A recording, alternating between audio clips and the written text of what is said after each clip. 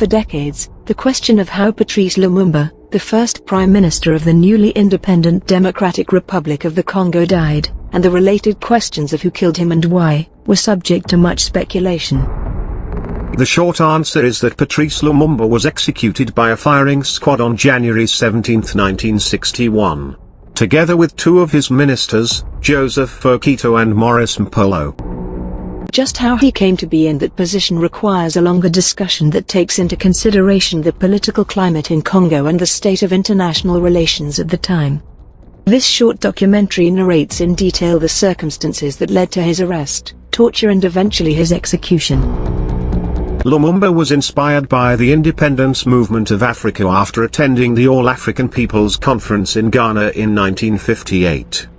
This spurred him on to organize nationalist rallies in his country, resulting in deadly protests that got him arrested and later released to negotiate Congo's independence. He led the Democratic Republic of Congo to independence on June 30, 1960. After the country was passed on from King Leopold II, who took control of it as his private property in the 1880s, to Belgium in 1908 as a colony.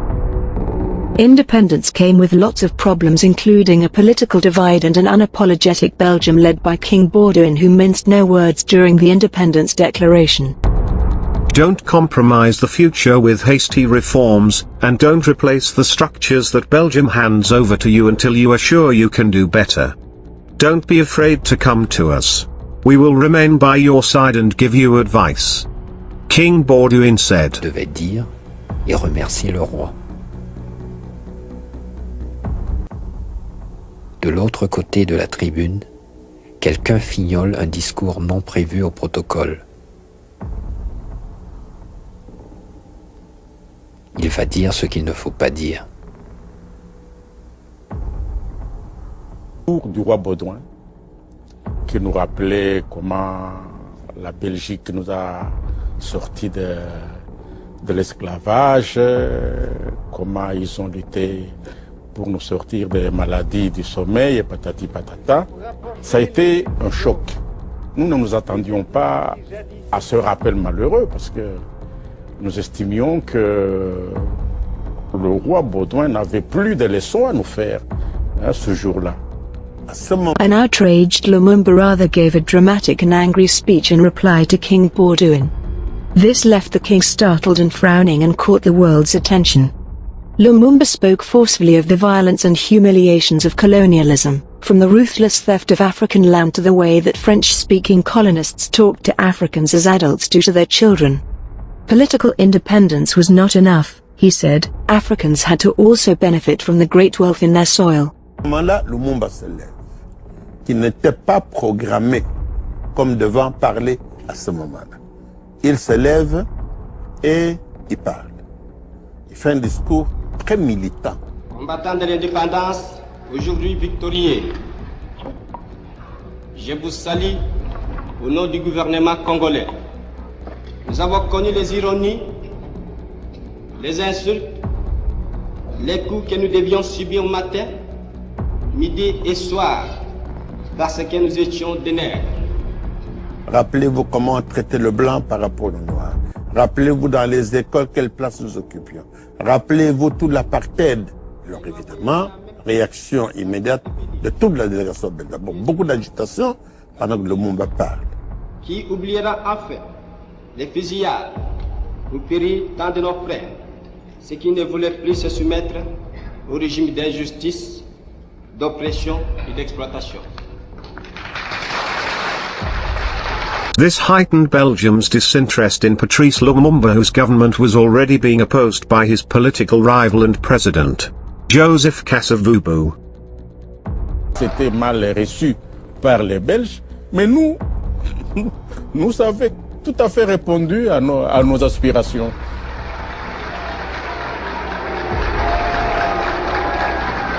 Et au moment du dîner, on demande à Lumumba de présenter des excuses.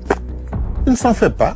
Il présente les excuses en disant « Je pensais que je devais dire à cet homme des choses, je les ai dites, donc s'il s'est blessé, je m'en excuse et je demande qu'on tourne la page et que nous puissions voir les choses autrement. » Mais il était trop tard. La majesté était lésée. et la Majesté les a décidés le soir même de se venger et tout a commencé. Only 3 months into the new and independent Congo, soldiers mutinied against Belgian commanders who refused to leave. And some regions, including the mineral-rich Katanga and South Kasai, rebelled against the central government and seceded with the backing of Belgian troops who were sent to protect their interests. For the Belgian army and General Janssens, who commands it, had the impudence to say that independence means nothing. The Congolese government called for the United Nations help and a resolution was passed by the Security Council calling on Belgium to withdraw its troops. United Nations peacekeepers were sent into the Congo to restore order and use force as the last resort to secure country's territories. However, Belgium did not leave and the UN failed to provide the Congolese government with military assistance as demanded by Patrice Lumumba and sanctioned by the Security Council. The United Nations also ignored the Prime Minister's appeal to send troops to Katanga but rather chose to negotiate with secession leader Moise Deschambault. The United States was a strong ally of Belgium and had a stake in Congo's uranium. There are only 2 countries in the world that supplied cobalt at that time, Soviet Union and the Congo. And cobalt is extremely important for jet engines and all sorts of high technology. And we could not get it from the Soviet Union because it was a security commodity. So Congo was our only source. It is suspected to have planned an assassination as disclosed by CIA agent Larry Devlin, head of CIA station, Congo. I received a message saying that people in Washington were highly concerned about the activities of the Prime Minister and that they hoped that he would go, there would be a change in the government. The next thing I knew, I received a cable saying that someone by the name of Joe would arrive in Leopoldville and I was to take my instructions from him. And the instructions were that I was to remove him physically from, in other words, assassinate Lumumba. I asked first, whose instructions are these? And he said, they've come from President Eisenhower. By September, the Congolese President Kasavubu dismissed Lumumba as Prime Minister after receiving a telegram from Belgian Prime Minister Gaston Eyskens. Lumumba also declared Kasavubu deposed. This ushered in the takeover by Army Chief Colonel Mobutu Sese Seko, who placed Lumumba under house arrest and guarded by his troops and the United Nations troops. Lumumba had just promoted his personal secretary, Joseph Mobutu, to Army Chief of Staff. Mobutu was to coordinate with the UN troops to stop the country's descent into anarchy. Instead, he turned to Larry Devlin. Mobutu said that the army was very unhappy with the Prime Minister because he was turning the army over to the Soviets. He wanted to mount a coup d'etat, but there was one condition. They had to know that they would have the support of the United States government. I had tried and failed to achieve by legal means what they wanted, the United States government wanted. So I stood up, shook his hand. Finally, it took me a while to do this, and said, I guarantee you the support of the United States government. And the coup d'etat, he said the coup will take place within a week, and it did. Patrice Lumumba slipped away on his own accord on November 27, after a United Nations vote to seat President Kasavubu's delegation rather than his own. Fearing that he would lose the protection of the United Nations force, Lumumba headed for his own stronghold of Stanleyville, 1,000 miles to the east. He escaped with his wife and baby son hidden in the back of a car, leaving his residence. They headed towards the east where he had loyal followers in Kisangani, then Stanleyville. He engaged villagers on his way. They had to traverse the Sankuru River, after which friendly territory began. Patrice Lumumba and several companions crossed the river in a dugout canoe to commandeer a ferry to go back and fetch the rest of the group, including his wife and son. But by the time they returned to the other bank, government troops pursuing them had arrived. According to one survivor, Lumumba's famous eloquence almost persuaded the soldiers to let them go. Events like this are often burnished in retrospect, but however the encounter happened, Lumumba seems to have risked his life to try to rescue the others, leading to his arrest. Allez, on y va.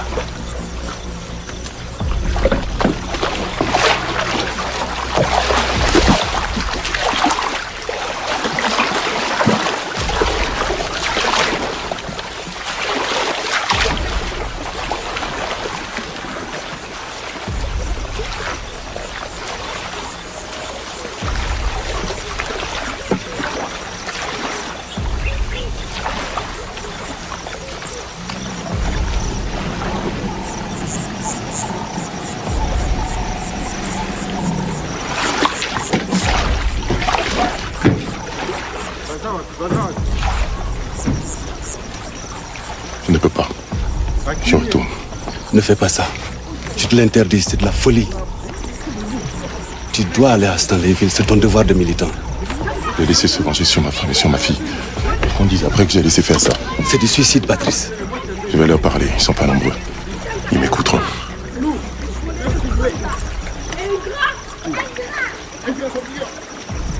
C'est la folie.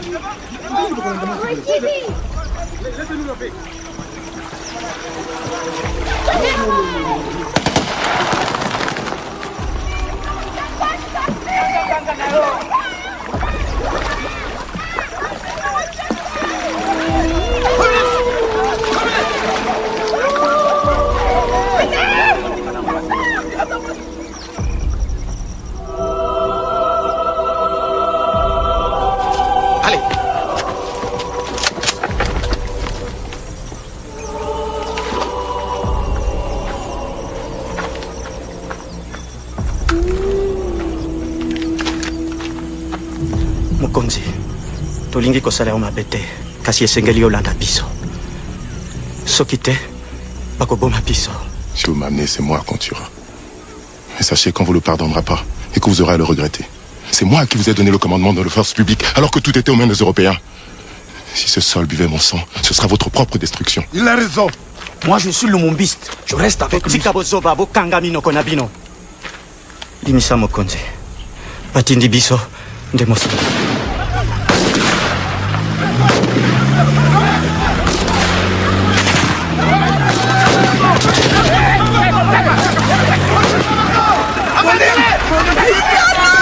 He was captured and another plea to the United Nations to save him fell on deaf ears.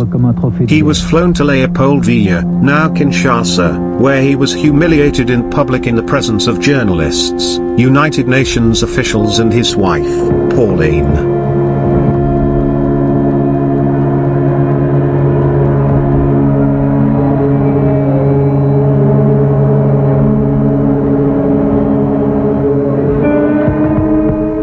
Ce qui m'a frappé, c'est qu'il était armé. J'ai dit, oh là là, il n'en sortira pas.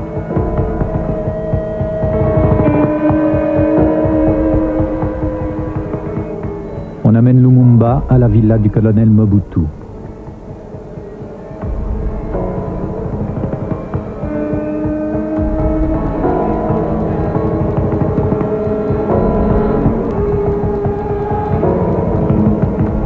Mobutu regarde les soldats mal.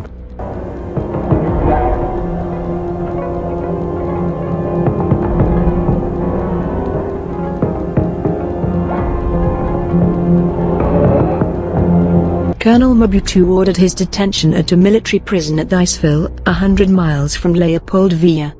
For 6 weeks, Lumumba was kept in cells, and that's where he wrote letters to the United Nations for help and to his wife to calm her nerves. On January 13, 1961, the Iceville garrison mutinied, demanding higher pay and threatening to put Lumumba back in power. Devlin, the CIA operative, sent an alarming cable to Washington. Station and embassy believe present government may fall within few days. Result would almost certainly be chaos and return of Lumumba to power.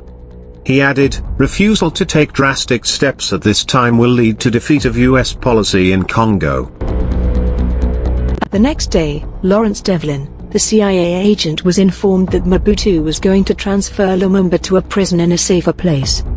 3 days later, Lumumba and his 2 former ministers were flown to the province of Katanga, the stronghold of his arch-enemy Moise Tshombe, on January 17 while being beaten so badly that the pilot warned the violence was threatening the flight.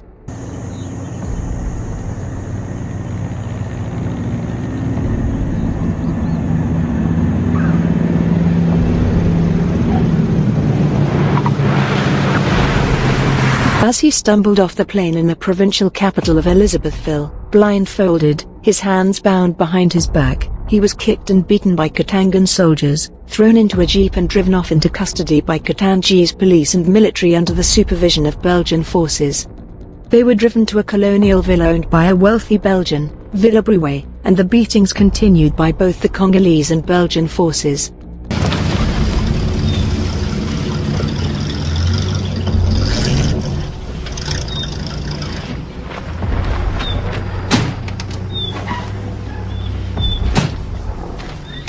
By that evening, they were semi-conscious and had been visited by Katangi's cabinet ministers and President Tshombe himself. Later around 10 p.m., a decision was taken on their fate and they were dragged from Villa Bruet into a nearby bush where a firing squad awaited them.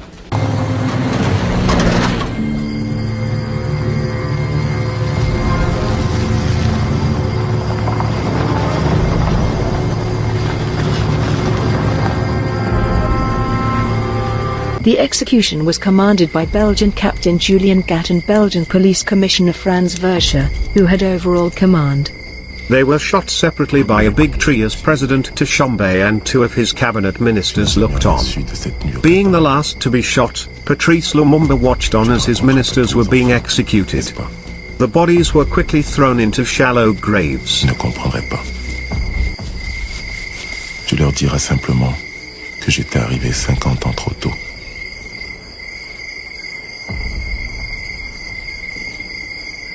Tu leur diras que ce que nous voulions pour notre pays, d'autres ne l'ont jamais voulu.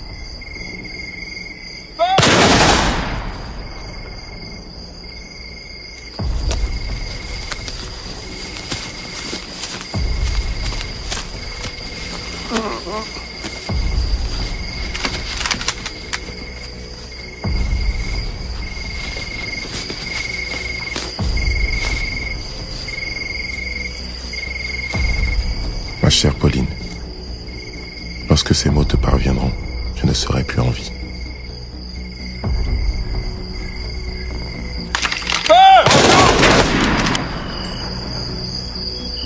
Tu diras à mes enfants que l'avenir du Congo est beau et qu'il attend d'eux la reconstruction de notre dignité.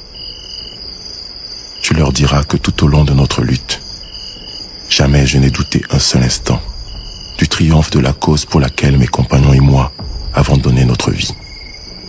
Va les chercher.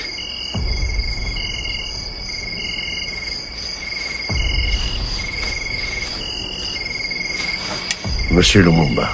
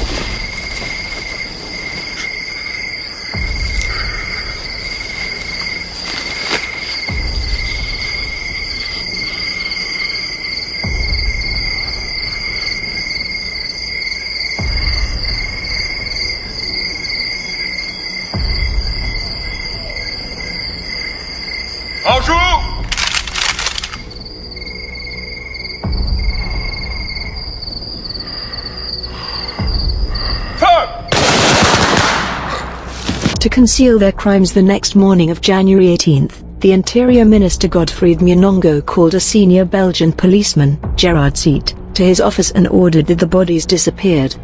You destroy them, you make them disappear. How you do it, it doesn't interest me.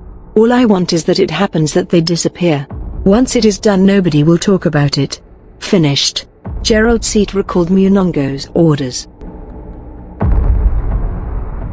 Gerald Seat said he and another helper exhumed the corpses and hacked them in pieces and put them into the acid. But we hadn't got enough, so we burned what we could in those bottles. For the rest, I know that my helper made a fire and put them in, and we destroyed everything. We were there 2 days. We did things an animal wouldn't do. And that's why we were drunk, stone drunk. We couldn't do things like that.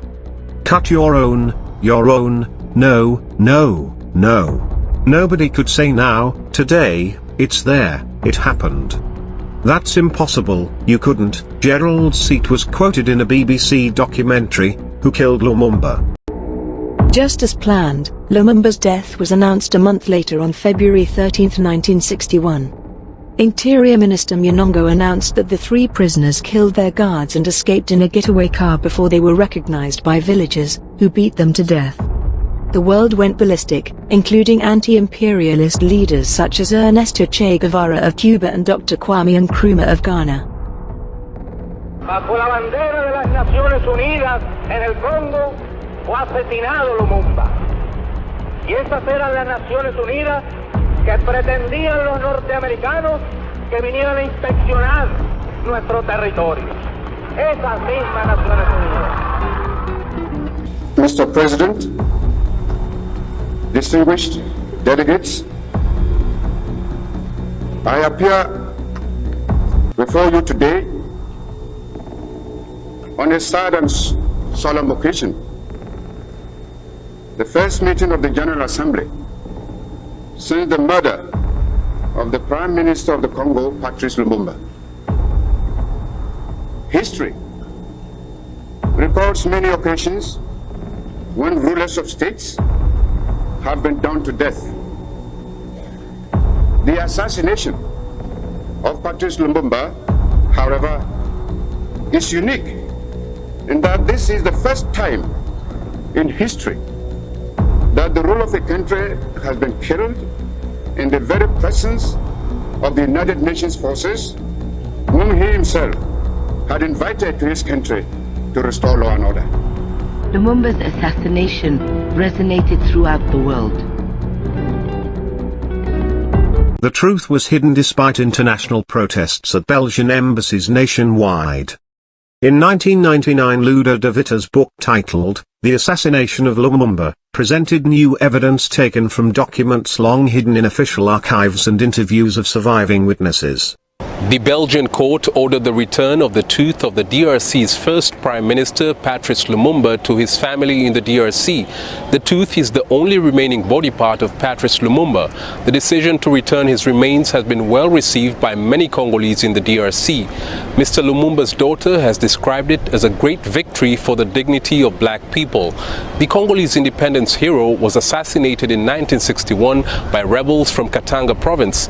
His body is reported to have been dismembered and dissolved in acid. A Belgian soldier is thought to have pulled his tooth from his corpse and taken it to Belgium. Patrice Lumumba became the DRC's Prime Minister in 1960 at the age of 34. He was a strong advocate for an end to colonial rule. The court's decision will end years of lobbying by activists and his family members for the return of his remains. Chris Sochamringa, SABC News, Kinshasa.